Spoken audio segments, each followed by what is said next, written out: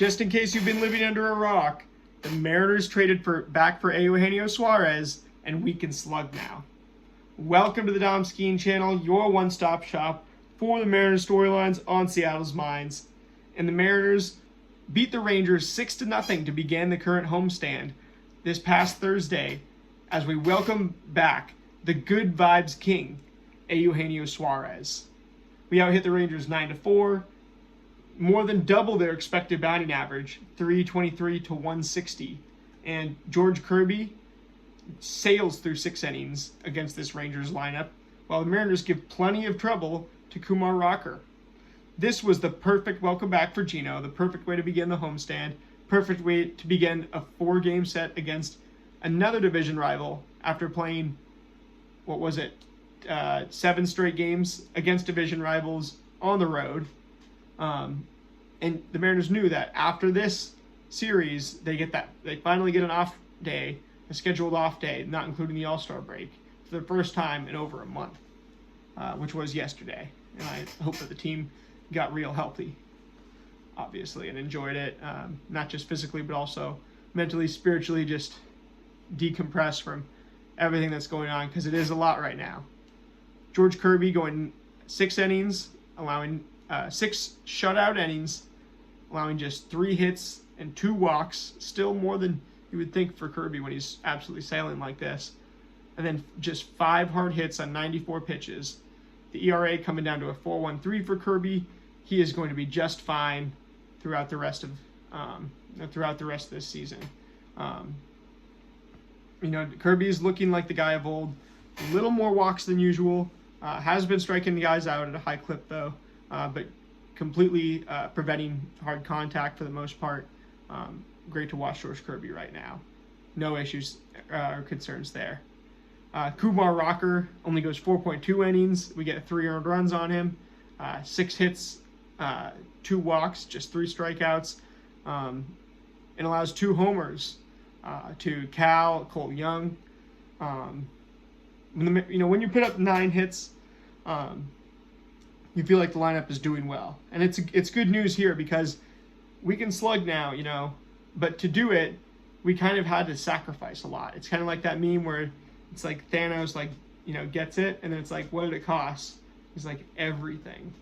The Mariners kind of had to give up their identity by getting rid of Ben Williamson. I know it sounds crazy to hear somebody say that. Ben Williamson was such a pivotal player for this team, but I just think he filled the scrappiness role perfectly. And now this is the current lineup that you should expect to see the Mariners rolling out going forward the rest of the way, final 2 months of the season. Randy is leading off, Cal's hitting second, Julio's hitting third, Naylor is cleaning up at fourth, Suarez is hitting fifth, Jorge Polanco is hitting sixth and DHing, Canzone hitting seventh and playing right, JP moved down to 8th, and then Cole Young now in the 9 hole. I have so many thoughts on this lineup. First of all, you look at Randy at the top. I think he was doing so good in that cleanup spot, protecting Cal, being behind him, and being such a walk machine. I feel like he was seeing pitchers so well from that spot, seeing 3 guys go ahead of him. I'm just not sure that I want him leading off, because if it's for speed, well, we've got faster guys who I think are just more suited for that leadoff role, in Julio and even in JP. And I loved Randy's approach from that cleanup spot this year, so I'm not quite yet sold on him leading off, although he did walk and didn't strike out in this game and went 1 for 3. So, he's stayed hot for the most part recently, but just something to watch. If he does struggle, I think the answer could just be moving him back to the middle of the order, because I feel like he's more of a punishing, measured middle of the order veteran right now than he is a power speed. I feel like the power speed comes from that measured swagger more than it is like an all-out, I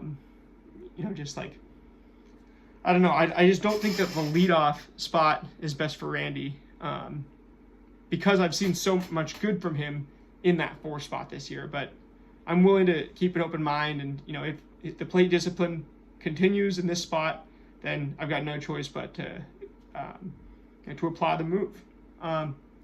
Cal in the 2nd spot, I would prefer to have, I get having your best hitter in the 2 hole, makes total sense. Give him the most at-bats possible.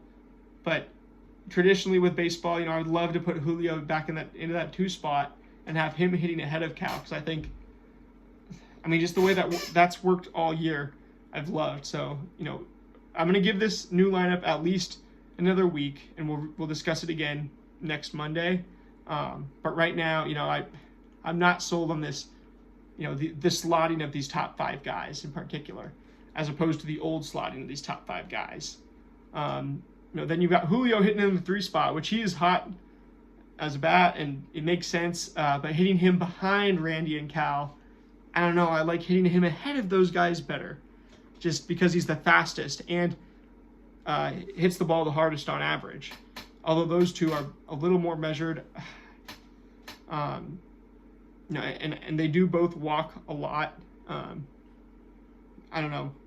We'll see how. I need to watch this for another week before I really give you thoughts on Randy, Cal, Julio, as opposed to, Julio. JP, Julio, Cal, Randy.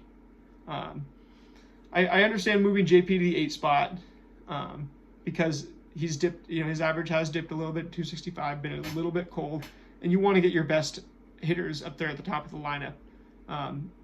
Maybe I'm just being a little bit rigid by not loving this lineup construction, but watching it tonight, I'll have a lot more thoughts for you tomorrow as I do my first on-time game recap in nearly 2 weeks.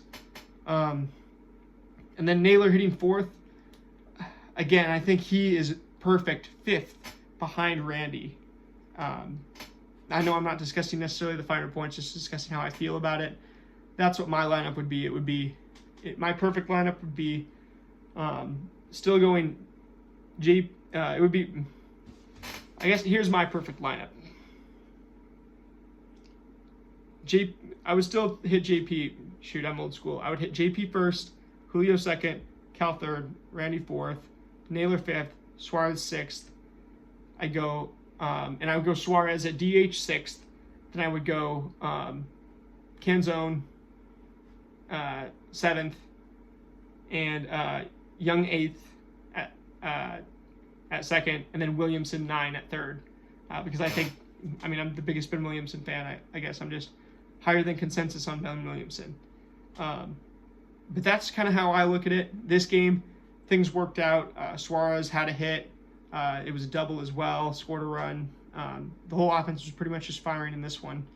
And Kumar Rocker couldn't figure it out against us. We hit him hard, I think 9 times on 91 pitches, so that'll absolutely do it, especially when we did such a good job keeping runs off the board. Caleb Ferguson also comes in, has his debut for us, pitches a clean inning with just 1 hard hit on 10 pitches. Other than that, nothing on the box score. And it's great to see. Cole Young also goes 2 for 4 and hits an absolute mammoth homer to right field. So that kid is looking like he is going to be, he's definitely is the plan at second base now moving forward, which I don't know if the Mariners have had, when the last time the Mariners had this good of a young club-controlled middle infielder was, but it feels like it was J.P. Crawford. Correct me if I'm wrong in the comments.